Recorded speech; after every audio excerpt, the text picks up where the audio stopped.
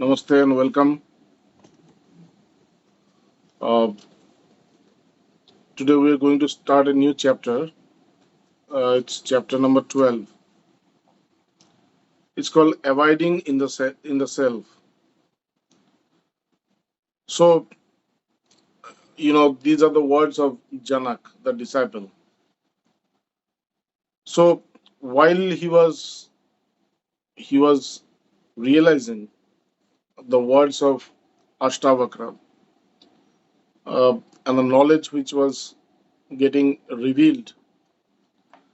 So, while this all was happening, so then he realized this, and that is what has been composed as a chapter. It's called Abiding in the Self. So uh, the Sanskrit is a little bit you know a little bit difficult to understand because it's written in this way. So let's try to understand it. And the best way uh, of understanding Astavakra Samhita is to try and realize uh, the words that has been uttered, and that is the best way to to know what is the text, what the text it tells says. So Janak Uvacha, Janak is saying, Janak is the disciple. He says, Kaya Kritya Saha Purvam Tato Vag Vistarasa Atha Chinta Atha Chinta Sahastama Devameva Hamastita. So, you know, he says, Janak is saying that I became intolerant first of the physical actions. Now, what are the physical actions? That is, you know, uh, when a disciple comes to the master, he is he is given some kind of instructions. Like, why does the knowledge does not get revealed? It is because of three factors. Ignorance has got three parameters. So the first parameter is called mala, that is, impurity.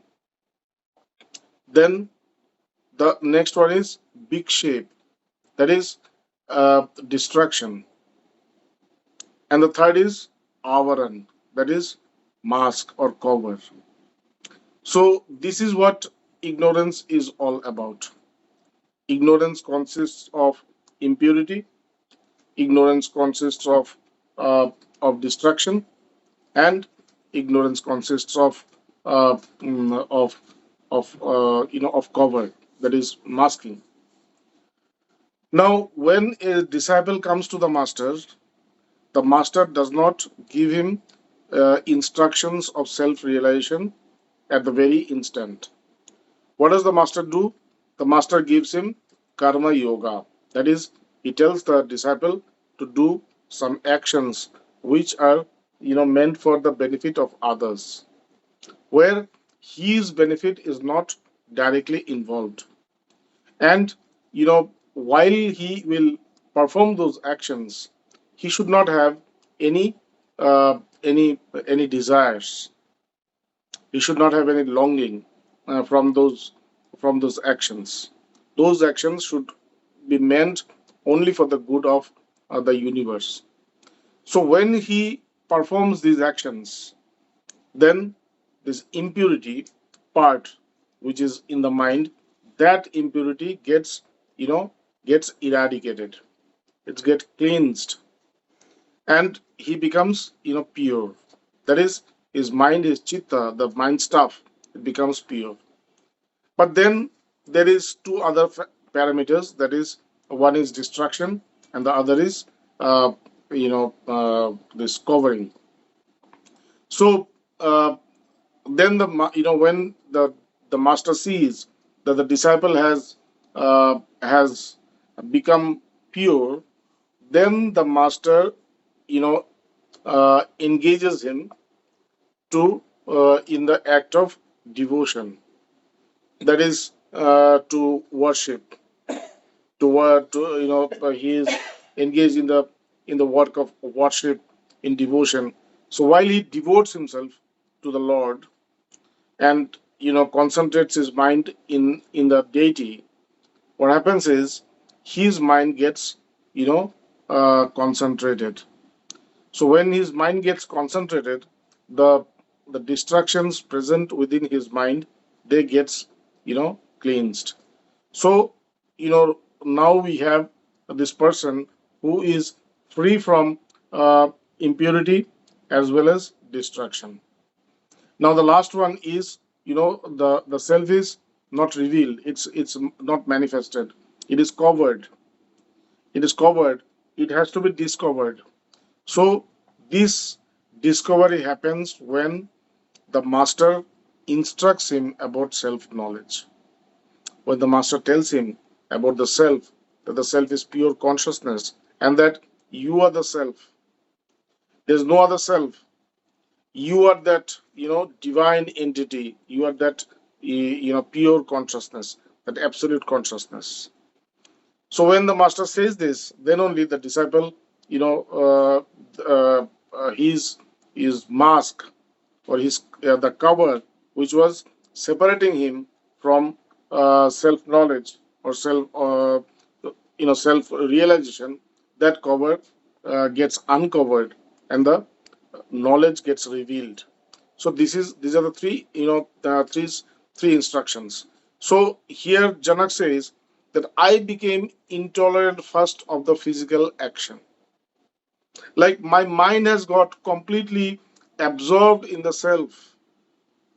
My mind has got completely abided in the self, and because of that, all the physical actions that I was doing to get cleansed from my impurities, those physical actions are not needed now.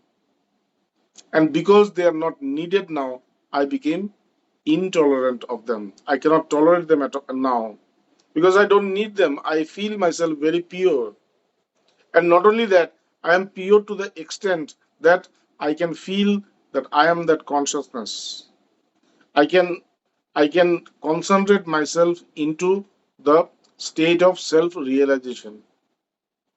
So I don't need that physical instructions, and that is why he says that I became intolerant first of physical actions, then of extensive speech, and then of thoughts. That is, my mind has become so my mind has become so quiet, so undistracted, so concentrated that I don't need any speech. I don't need any speech, or I don't need anything to hear. I don't need anything to hear, or I don't need anything to think about. I don't need any perception. I don't need anything to think about, because these all have also become very very superficial. They're also becoming superficial because I can feel the connection with the self. I can feel the connection with reality. I can feel who I am.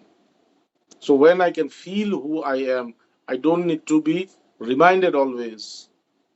I don't need to be reminded. I don't need to be, you know, I don't need to have these thoughts that I am the self, because I am the self already. I can feel that. And that is why I become intolerant. And thus, therefore, I firmly abide. And because I don't need these actions, don't need these instructions, I don't need any kind of meditation, nothing. And that is why I firmly abide in the self. In the Bhagavad Gita also, at one point, Lord Krishna said this, that Shruti bi pratipanna te yada sthashyati nischala samadha vachala buddhistada yogam abapsasi. He says that there will be a time when you will not need these words of Upanishads. You will not need these words of Vedanta or Vedas. You will not need it.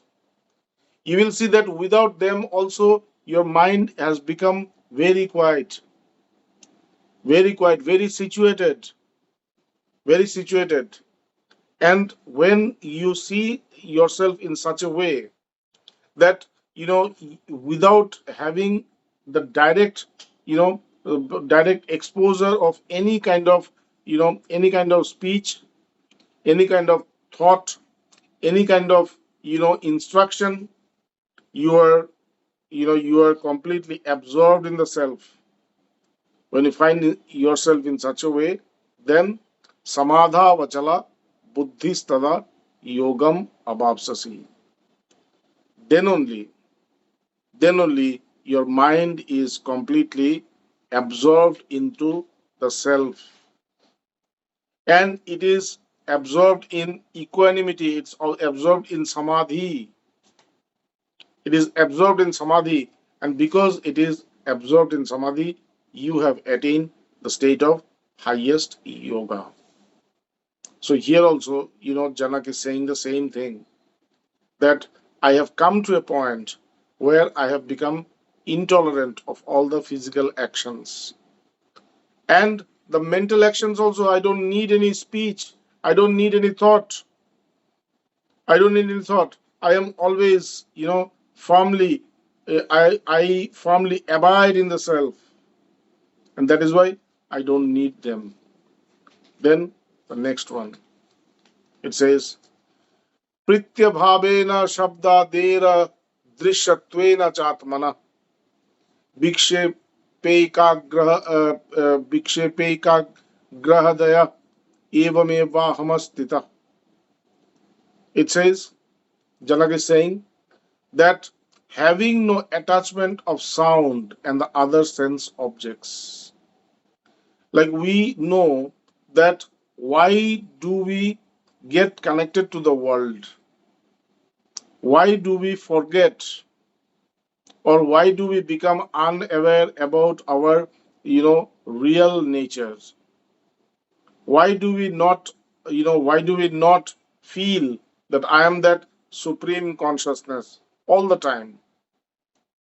It is only because we get attached to the sense objects. And because we get attached to the sense objects, these sense objects pull us, pull our knowledge, pull our wisdom into the world. And when the knowledge reaches the world, it becomes worldly. It loses its purity. But it says, Janak says, that having no attachment to sound and other sense objects. But now I do not have any attachment to sound. Sound, then what are the other sense objects? Form, smell, sound, form, smell, touch, taste. These are the five sense objects. So I don't have any attachment to these. I don't have any attachment to these. And the self not being an object of perception. And when I am completely, unattached from all sense objects, then I can feel the self. I don't need the mind to direct me towards the self, because the self cannot be perceived. The self cannot be perceived. So what to do is, when I'm completely unattached from all sense objects, then only I can feel I can feel that consciousness. And because I can feel that consciousness, I don't need any mental activity. So it says that having no attachment for sound and other sense objects, and the self not being an object of perception, my mind is freed from all distractions. I'm free from all distraction because I don't get attached to any sense objects. And because I'm not attached to any sense objects, I don't have any distraction. I don't go into this world. I don't change. I don't transform. I don't mutate. I don't mutate. I'm always that.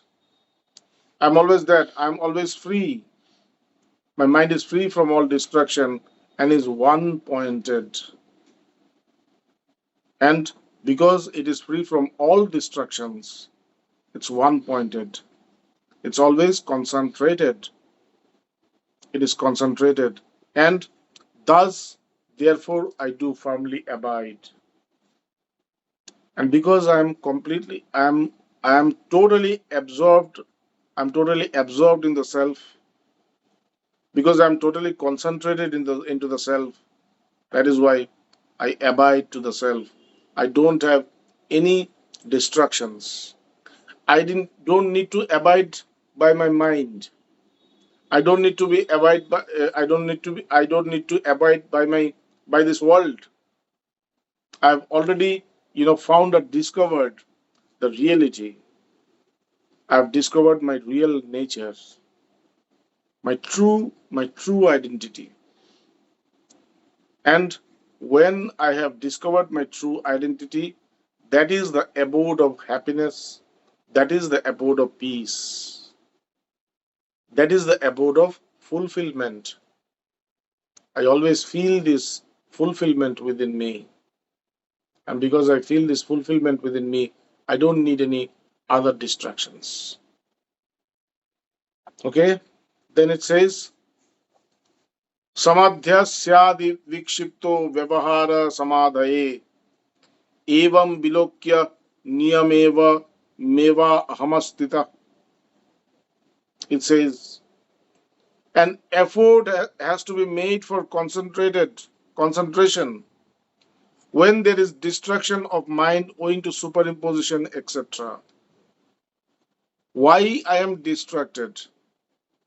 Why I am distracted? Because my wisdom or knowledge or concentration, my awareness, my wisdom, my knowledge, it gets attached to the sense objects. And because it gets attached to the sense objects, it transforms. How does it transform? When there is an attachment, there is an imposition.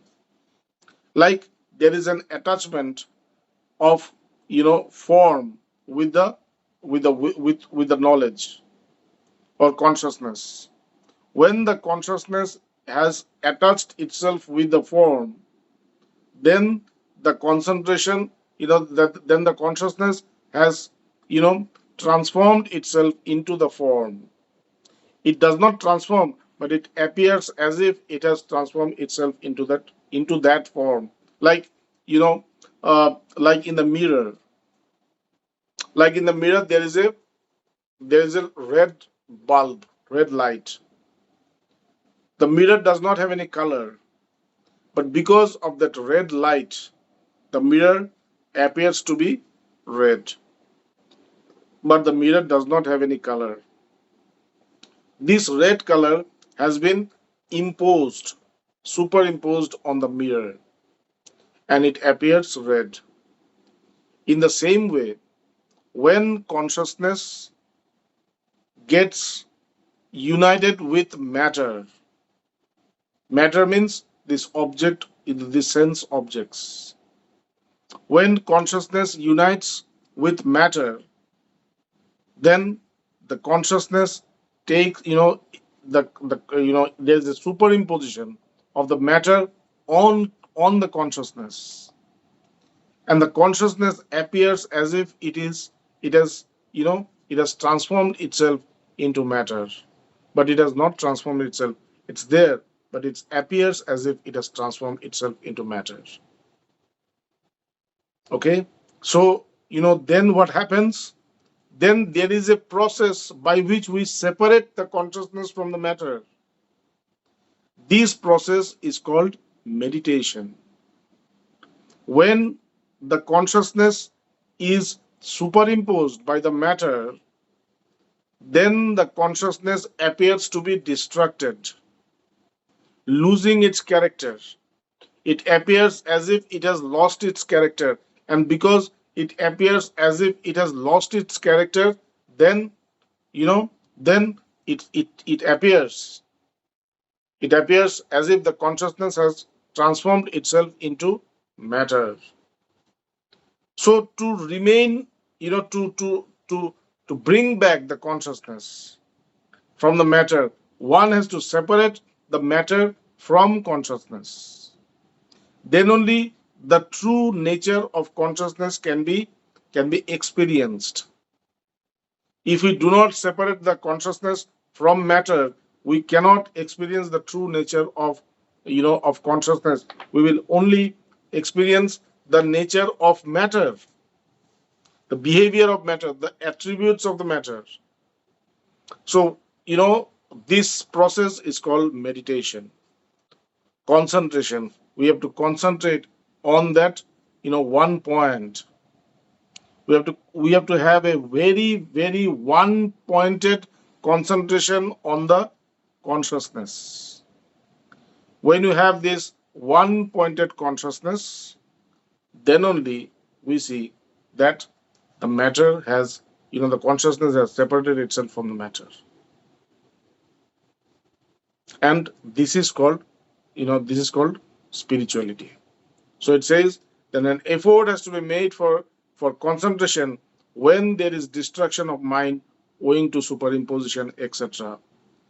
Seeing this to be the rule, thus I do firmly abide. This is the rule. The consciousness gets attached to the matter, and it appears to be the matter. So one has to separate the matter from consciousness. It's a rule, and that is why we need to abide by the we need to abide by the self, the consciousness. Then it says, He upadeya viraha devam harsha vishadayo abhava dadya he brahman neva meva hamastita. It says, having nothing to accept and nothing to reject, when you are the self,